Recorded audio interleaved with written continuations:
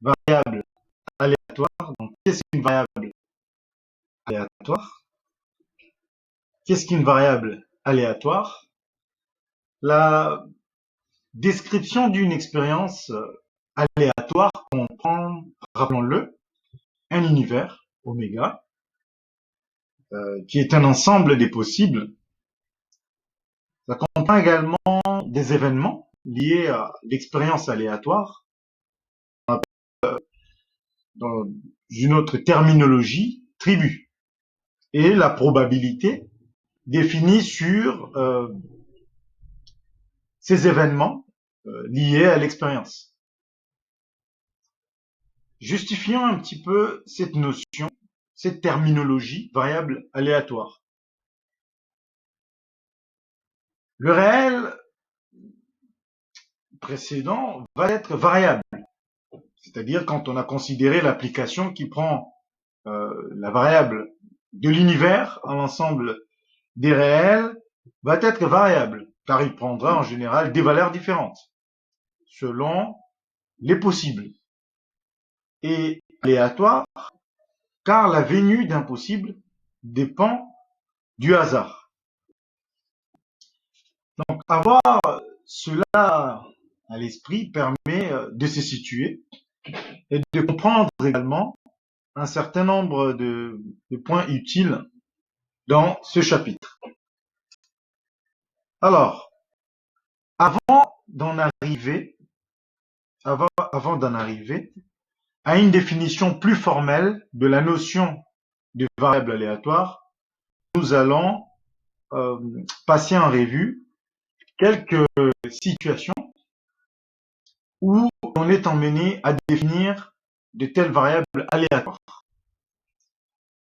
Donc, je vous donne déjà le plan d'étude qui servira ici de contrat de confiance pour l'évaluation. Et vous voyez qu'on parlera des variables aléatoires, de ces applications, la détermination d'une variable, la loi des probabilités, l'espérance. On va interpréter également des programmes en langage Python et on va faire un bilan sur les opérations sur les variables aléatoires réelles. Prima facie, un dé honnête. Un dé honnête pour définir en fait les variables aléatoires. Unbiased dice. Prima facie encore, customers and suppliers in a market.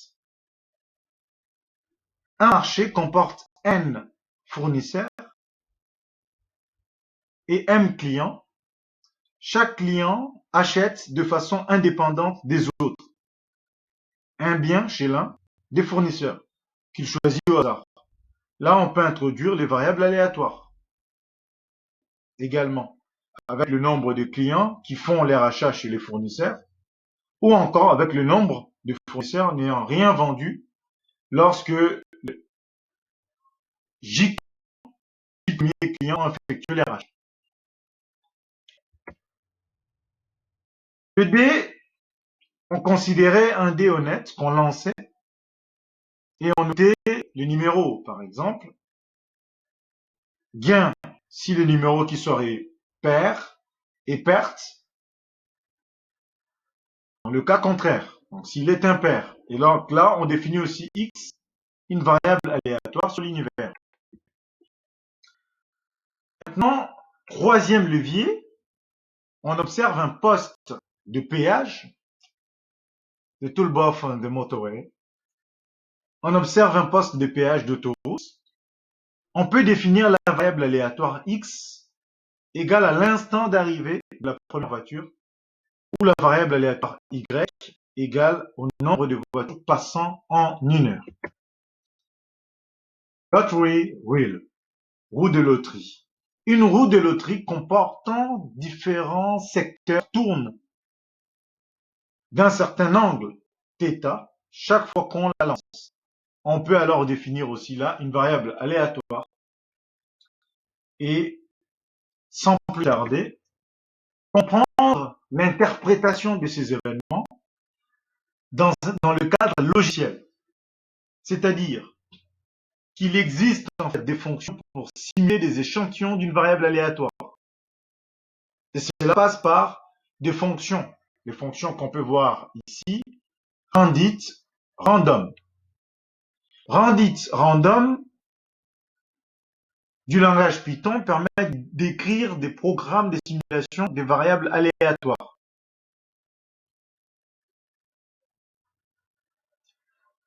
Calculer aussi les moyennes. On peut utiliser une fonction, comme vous voyez là, fonction moyenne. Et enfin, simuler ou réaliser une simulation de n échantillons de taille P de la variable aléatoire X.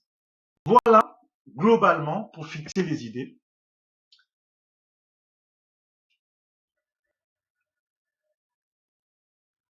Activité 1 ou exercice, pour vivre maintenant pleinement, d'un point de vue pratico-pratique, ce que nous venons d'énoncer, on lance un dé équilibré à 6 faces, numérotées donc de 1 à 6.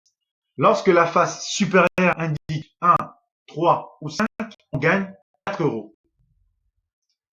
Lorsque la face supérieure indique 2 ou 4, on gagne 1 euro. Lorsque cette face supérieure indique 6, on perd 5 euros. Définir une variable aléatoire réelle, x, qui, au numéro obtenu, associe le gain en euros du joueur.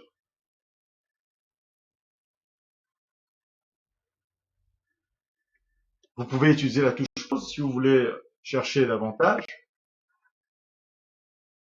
En guise de proposition, cette variable aléatoire prend des valeurs moins 5, puisqu'on perd 5 euros quand on a 6, 1 quand on gagne 1 euro et 4 quand on gagne 4 euros. L'événement x égale à 1 est réalisé par les issues 2 et 4. De même, les événements x égale à 4 par 1, 3 et 5, x égale à moins 5 par l'issue 6. On peut aller plus loin en disant qu'on veut observer l'événement x strictement supérieur à 1 quand on gagne plus que 1 euro. Donc, quand on gagne plus que 1 euro, quand est-ce qu'on gagne plus que 1 euro? Donc, on gagne plus que 1 euro quand les issues 1, 3 et 5 sont réalisées. Donc, voilà, en fait, comment faire vivre une expérience aléatoire. Vous pouvez prendre le temps de vous imprégner davantage de ces données et d'essayer d'en comprendre le sens. Puis de définir ici une variable aléatoire. Donc, une variable aléatoire est généralement notée par une lettre majuscule, grand X, grand Y ou grand Z. Ça peut être aussi d'autres lettres. Lorsque X désigne un nombre réel,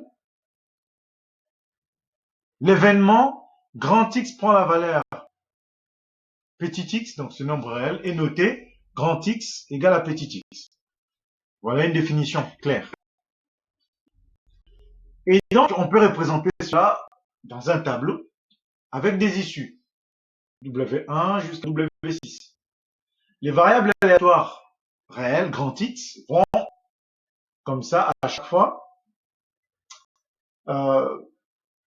être associées à des valeurs réelles. Suite à cela, on va définir leur probabilité. Voilà, en simple, à quoi cela correspond. C'est-à-dire que on aura là, dans ces variables aléatoires, l'univers, les événements et les probabilités dans un espace probabilisé. Ensuite, l'application variable aléatoire va prendre dans l'univers pour associer des quantités réelles. Va prendre quoi? Eh bien, va prendre ces issues possibles pour les associer à des réels. Et donc là, on va obtenir l'événement lié à l'expérience aléatoire. On pourra donc calculer les probabilités. Et cela va permettre ici une large définition, une modélisation et une compréhension de ces variables aléatoires.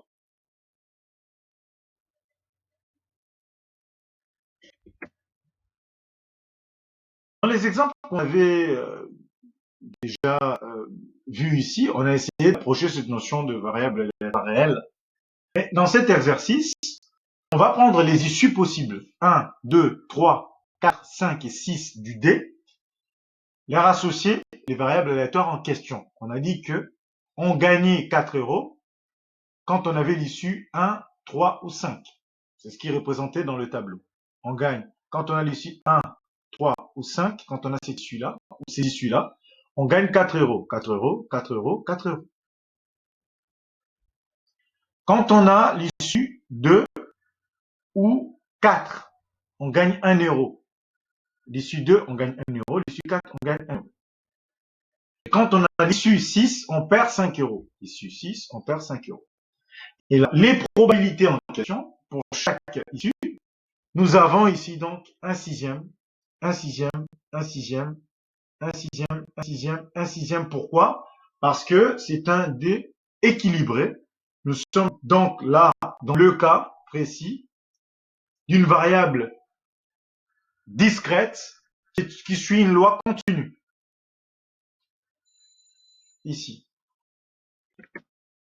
Bien donc, toujours dans notre expérience ici, dans cette activité, le tableau de synthèse de l'activité 1, où on va représenter les gains, moins 5, 1 et 4. Donc pour moins 5, quand on perd moins 5 €, la probabilité est de 1 sixième. Quand on gagne 1 €, la probabilité est de 2 sixièmes. Pourquoi? Parce que pour 1 €, c'est soit l'issue 2, soit l'issue 4. Et in fine, pour le gain 4 €, c'est soit 1, soit 3 ou soit 5. Et donc là, nous gagnons 4 €. Donc la probabilité est de 3 sur 6.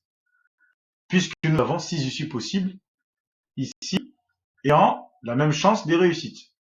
C'est une loi uniforme. On l'a vu dans le tableau précédent.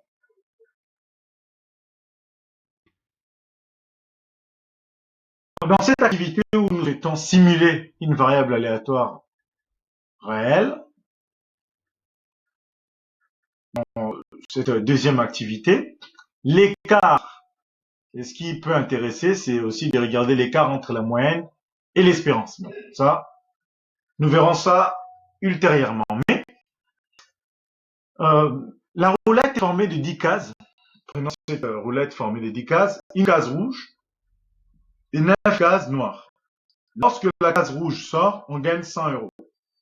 Sinon, on perd 12 €. X, donc la variable aléatoire qui donne le gain algébrique du joueur, on nous demande de déterminer la loi de probabilité de grand X. Ensuite, de déterminer l'espérance de grand X. Et enfin, d'écrire en langage Python une fonction gain qui simule la variable aléatoire réelle grand X.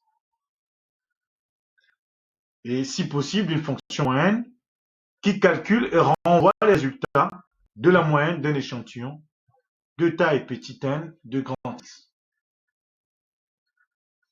Utilisez la touche pause pour vous imprégner des données de cet énoncé.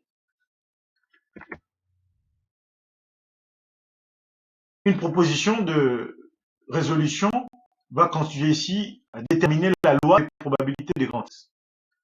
Une roulette est formée de 10 cases. Une case rouge et 9 cases noires. Donc la probabilité ici d'avoir une case rouge, c'est 1 sur 10. Et une case noire, c'est 9 sur 10. À la case rouge, on gagne 100 €. À la case noire, on perd 12 €. Donc, pour exprimer cela, on va utiliser cette notation. La probabilité de gagner 100 euros, donc P de X égale à 100, est égal à 1 sur 10, puisque une case rouge sur 10 cases totales. Et la probabilité de perdre 12 euros, donc P de grand X égale à 12, est égale à 9 dixièmes. Et en définissant cette loi de probabilité, nous pouvons déterminer l'espérance mathématique de grand X. Donc on représente déjà le tableau avec la variable aléatoire réelle, donc moins 12 et 100, l'aire probabilité associée, 9 douzièmes, 9 dixièmes et 1 dixième respectivement. L'espérance ici, c'est x1 P1 plus x2 P2. Si on avait d'autres, on ira comme ça, pas à pas. Donc en l'occurrence, c'est moins 12 fois 9 dixièmes plus 100 fois 1 dixième. Et nous trouvons moins 0,8.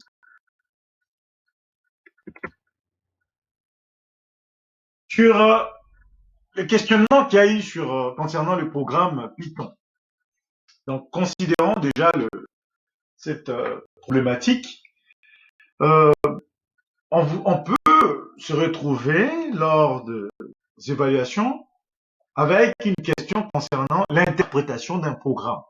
Interpréter ici un programme en langage Python. Alors, comment cela s'organise? Alors, pour organiser cela, on prend des cas précis. Ça peut être tirage en fait dans une urne, tirage de boules blanches ou boules noires. On peut regarder un certain nombre de données, mais ce qu'on retient ici, c'est que rand, on voit des fonctions ici, on en a parlé en introduction. Les fonctions là, def grand X, def gain, def moyenne. Donc ça, ce sont des fonctions qu'on a définies ici. Voilà. Et grand X ici, c'est la variable aléatoire. Là, c'est la fonction gain, là, c'est la fonction moyenne. Ensuite, qu'est-ce qu'on peut préciser d'autre? Alors, randit va renvoyer un nombre randit, 1, 100, random, entre parenthèses. Pourquoi? Parce que randim renvoie un nombre entier aléatoire compris entre 1 et la quantité précisée ici, par exemple entre 1 et 100 ici. Random, on a juste mis entre parenthèses. Pourquoi? Parce que ça ne va renvoyer qu'un nombre aléatoire de l'intervalle 0, 1 non compris. 0, 0,1, 0,13, etc.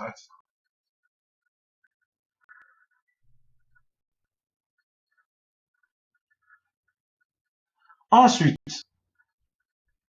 concernant ces fonctions, la fonction gain par exemple, ici il s'agissait d'écrire en langage Python, là on voit, on a étudié randit, une fonction gain qui simule la variable aléatoire x. Comme on a dit case, eh bien on va prendre ici donc def, donc from random import étoile, on a précisé en fait la bibliothèque utile ici, def gain entre parenthèses 2 points, syntaxe, ça va utiliser ici naturellement, ça nous met une indentation. Avec cette indentation, A égale à randit de 1,100, c'est-à-dire que ça va renvoyer un nombre entier aléatoire compris entre 1 et 10. Maintenant, if, donc test, if A égale à 1, 2 points, x égale à 100. Else, x égale à moins 12. Donc là, ça nous explique ici qu'on a codé les quantités. Comme on avait une case rouge, on l'a nommée case numéro 1. 9 cases noires, donc de 2 à 10, ce sont des cases qui seront des cases noires. Et comme la case rouge a été nommée 1, eh bien, on lui attribue la valeur de 100. Et les autres, on leur attribue la valeur de moins 12. Voilà, devant les yeux ébahis, une interprétation simple de ce programme. Maintenant, ce sont les fonctions à saisir et à tester et voir qu'est-ce qu'on obtient comme gain. On fait la même chose en définissant une fonction moyenne. Def moyenne, ici, entre parenthèses n 2 points. Donc, cette fonction moyenne qui calcule et renvoie pour résultat la moyenne d'un échantillon de la taille n de grand X.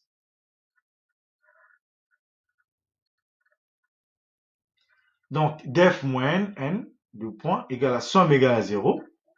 For i in range n, donc de 1 à n, somme égale à 0, on initialise. For i in range n, somme égale à somme plus gain. Et m égale à somme plus gain. Et m égale à somme sur n. Donc, pour faire la moyenne, en fait, de ce que nous avons obtenu, qu'est-ce qu'on va faire?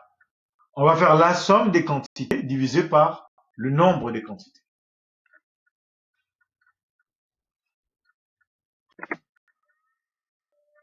Donc, vous avez pu comprendre ici l'importance de randit et de random, ici.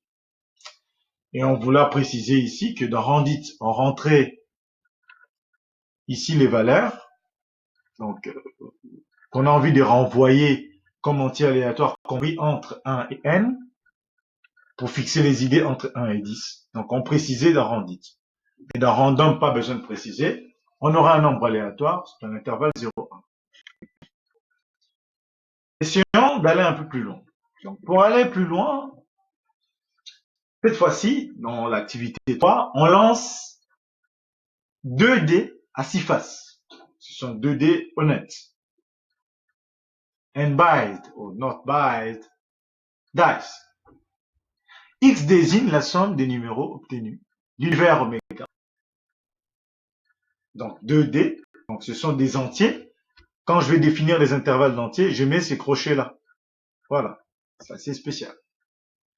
Donc comme c'est de 1 à 6, de 1 à 6, et j'ai 2 dés de 1 à 6, croix, de 1 à 6, parce qu'on va avoir un tableau, 1 à 6 en colonne, 1 à 6 en ligne. Donc on va croiser les données. Alors on a envie de savoir, x va prendre quoi comme valeur? Et oméga prendra quoi comme valeur? Et x oméga va prendre quoi comme valeur? Et on vous demande en l'occurrence de déterminer ou de donner un tableau proposant les coefficients de la loi x ici. Donc ici, ce qu'il faut considérer dans cet énoncé, je vous laisse d'abord observer.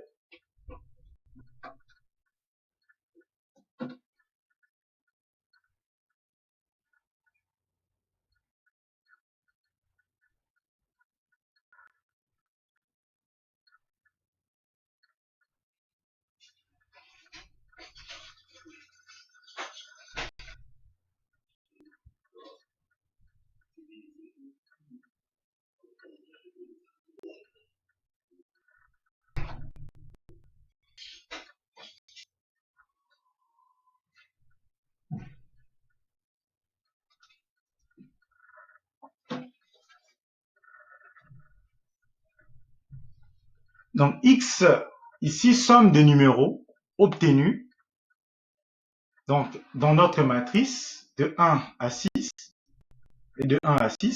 On va faire la somme ici, donc on va croiser les données. Donc quand j'obtiens 1 et 1, la somme vaut 2. Quand j'obtiens 2 et 1, la somme vaut 3, etc. etc. Si j'obtiens 6 et 6, 6 plus 6, ça fait 12. Voilà ce que j'obtiens. Donc, on va lancer ici nos dés, ici. X prend les valeurs de 3, 4, 5, 6, 7, 8, 9, 10, 11, 12. C'est ça qu'on a observé. Et donc, x d'oméga, ça sera égal donc, de 2 à 12. C'est ce que nous observons ici.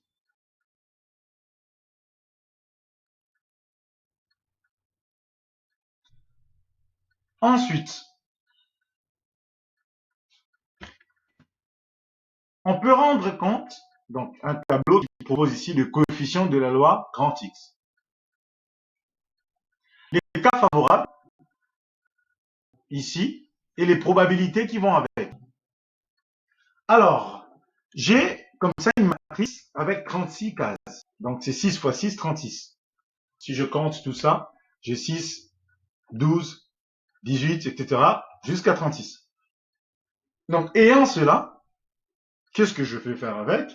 Je vais regarder la probabilité d'obtenir 2. Donc, c'est donc 1 sur 36. 3, c'est 2 sur 36, c'est comme 12. 1 sur 36. 11, c'est 2 sur 36. 10, c'est 3 sur 36. 5, donc j'ai 4 sur 36. De la même chose, ici pour 9, c'est 4 sur 36. Alors 8, c'est 5 sur 36. De même pour ici, 6. Et 7, c'est 6 sur 36. Voilà la matrice ici proposée. Et je vais rendre compte de cela dans un tableau proposant les coefficients de la loi grand X. Donc pour x égale à 2, j'ai 1,1. Et donc la probabilité c'est 1 sur 36. Pour x égale à 3, donc j'ai soit 1, 2, soit 2, 1. Et la probabilité c'est de 2 sur 36. Etc. etc. Jusqu'à obtenir ici le coefficient de la loi grand X. Pour faire un bilan, donc en guise de bilan ici, sur les variables aléatoires discrètes, si grand X et grand Y sont des variables aléatoires réelles, discrètes, alors leur somme, leur produit ou leur multiplication par un scalaire, par un nombre, seront aussi des variables aléatoires réelles. On peut généraliser cela en prenant x1, x2 jusqu'à xn, on note ça comme ça, et la somme x1 plus x2, etc. jusqu'à xn est égale à y et bel et bien une variable discrète. Mesdames et messieurs, chers élèves, j'espère que la séance a été bénéfique pour vous. Je vous souhaite une excellente journée, à très bientôt.